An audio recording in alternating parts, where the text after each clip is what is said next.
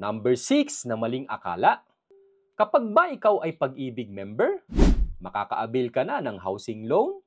Ang i-discuss natin today ay mga maling akala sa pagbili ng house, na maaaring ito din ang pagkakaalam mo at bibigyan nating linaw sa video na ito.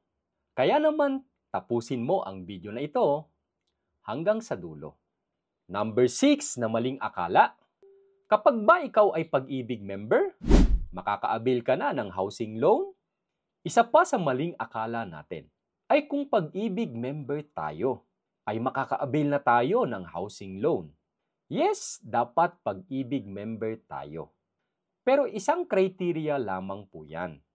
Para maka-avail po tayo, ay dapat meron tayong source of income. Meron tayong work at makaka-comply ng mga requirements. At pinaka-importante dito ay yung proof of income. Hindi lahat ng Pag-ibig member ay pwedeng maka-avail ng housing loan. Typical natin na work classification na nakaka-avail ng housing loan ay yung mga locally employed na hinuhulugan ng kanilang employer ang kanilang Pag-ibig contribution. Mga OFW nating kababayan na need ng valid job contract.